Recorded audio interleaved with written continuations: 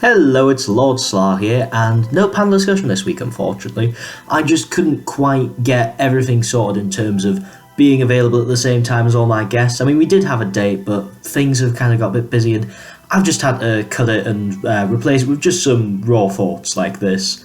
To kind of demonstrate how busy I was, when I watched the Doctor Who, it was the day after in a Wetherspoons waiting for a train, so, I wasn't exactly watching it the way I would like, because I've been very busy, and I'm probably going to be busy for the next week or so, but still getting the video out, still going to get my thoughts to you on Christ. I forgot the name of the episode again. I mean, there's something about the names in this era. I just never seem to be able to remember any of them. But it was a good episode. I suppose I'll just go in a similar format to how I do the panel discussions, going through all the various categories and saying what I thought. So we'll start with the Doctor. By far, Jodie's best outing as the Doctor so far. She was very good in this, I thought. I mean, there's still a couple of cringy jokes and not very good lines here and there. Unfortunately, it doesn't seem that she's ever going to get away from that, but it was much, much better. She really felt like the Doctor, and she was putting in a hell of a performance, and she was very enjoyable to watch at points. And I'll tell you one bit I really liked, which was towards the end when she said to the companions, fuck all your opinions. I'm the one who rules the roost here. I'm the Doctor, blah, blah, blah. It is, kind of quite arrogant, and you can almost say out of character for Jodie's Doctor, but I think it shows that her Doctor's going somewhere. Like, she's trying to be, this kind of bubbly, nice Doctor, but isn't managing it because of all the situations she's getting into. And I like that. It felt very doctory. It felt very good. I really enjoyed that moment, and I feel that Series 12 is, even though it hasn't been that great as a series, it has definitely been better for Jodie's Doctor, because she was one of the biggest complaints I had about Series 11. And she's getting a bit of character now. Maybe we're not quite there yet with her, but we're getting somewhere. She's getting a lot better, and that's a massive, massive relief, really. If she stays at this kind of level, she won't be a big detriment to the episodes like she has been previously, because she was quite good, as I said. Next, we move on to the companions, who have consistently been quite a weak point of this series. They try and give them a little focus in the last episode, but as I said, a lot of it felt unwarranted because a lot of it wasn't built up enough for Graham. But, surprise, surprise, this episode, they're actually all really good. They all get a lot to say and do. Even Yaz gets a bit of characterization. I feel that I'm starting to know Yaz a bit more now, thankfully. It's slowly happening, and again, she's still not quite there yet, but she's getting there. And Graham and Ryan, really good, back to their Series 11 standard after quite a rocky start to this series. I think what really helped was the fact that it was an extremely minimalist episode. As I've said about these New Who episodes, 50-minute, 45-minute stories almost never work unless it's unless it's a minimalist story, because then it actually has time to develop its characters and its plot rather than, just going beelining through the whole story. And so this is probably the only story this series that doesn't feel like it needed more time to express and develop all its ideas. It worked as a cohesive 50-minute unit. One complaint I might have about the companions and the Doctor, I suppose, is perhaps that for a horror episode, at points they're kind of more jovial, ho-ho-ho kind of thing, kind of contrasted quite badly with the horror element of the episode. As in the way it was shot, directed, how the music was, it made it like, oh, this is very dour and dark and scary, and then they're just making jokes while this is going on. And it very much conflicted with the style and the feel the episode was going for at points. Not all the time, but at points. But it wasn't a major complaint, but it's definitely something I think that was worth bringing up.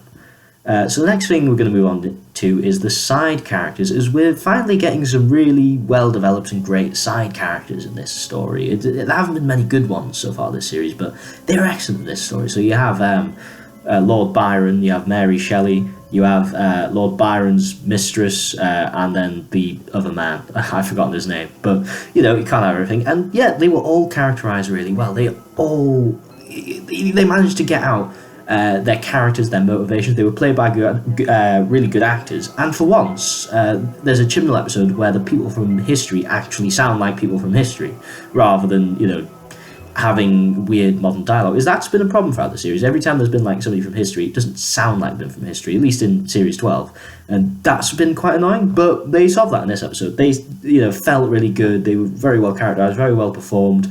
and I really enjoyed watching them. And I think what was really clever is obviously the 50-minute format's really restrictive in terms of getting your plot out and getting your characters out, and getting to know all your character motivations in a easy way.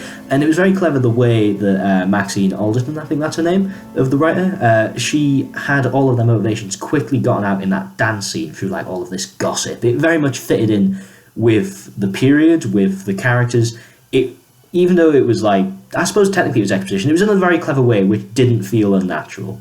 And when you are restricted to 50 minutes like this, you've got to use tricks like that to be able to get all of the characters' motivations and personalities out like that. And it was a good job. It was clever. I appreciated that. Still I prefer longer episodes to begin with, but I'm not going to complain about 45-minute, 50-minute syndrome for this episode because it worked well. It worked well. And again, it was because of the minimalism.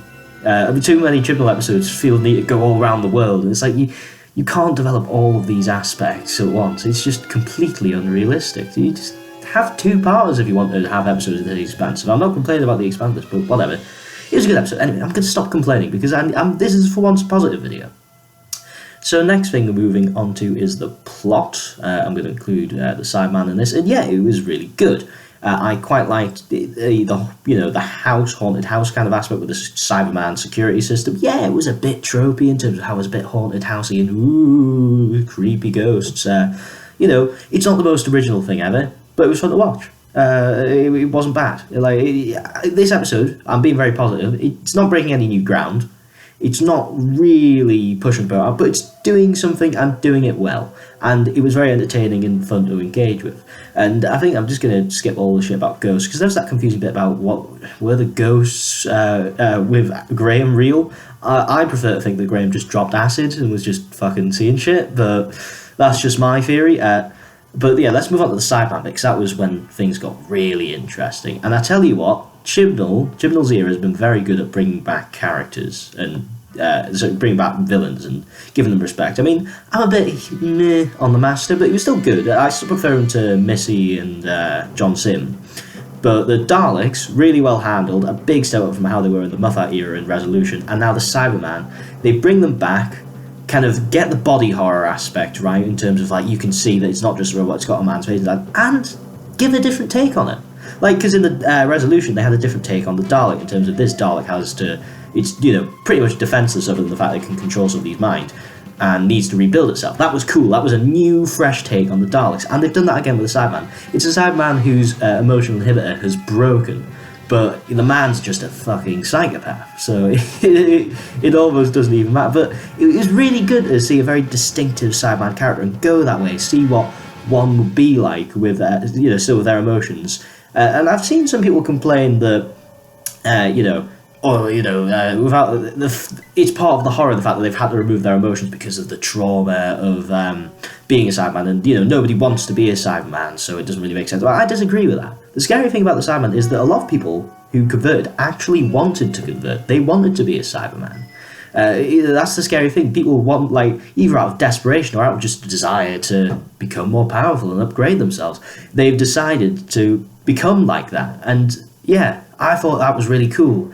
And they had that moment where it was almost, you thought, oh god, there's not going to be another power of love thing. We had enough of that in the Moffat era, and then it's just like, no, actually, I'm a massive dick, and, I spared your baby because it's fucking weak, and I killed everybody else because I like killing, and I killed my own children. It was cool. It was really nice to see a Cyberman with some personality, a Cyberman who felt like a distinct individual, because I think the Cybermen should seem more like distinct individuals. I don't like this robot army aspect of them. I'm not saying that all of them should have their emotions, because obviously that would kind of miss the point, but I think occasionally having one with some emotions is good, and always having them as individuals is good, because in my opinion, Cybermen should be more about, yeah, they don't have their emotions, and yeah, they've replaced all their bits and bobs with cybernetic organs, but they're still the individuals that they were, just without the emotions. But yeah, so that did the Cybermen really well in this episode, and if the finale is going to do the Cybermen anything like they've been done here, looking forward to it. This is the first time in Series 12, I'm looking forward to the next episode.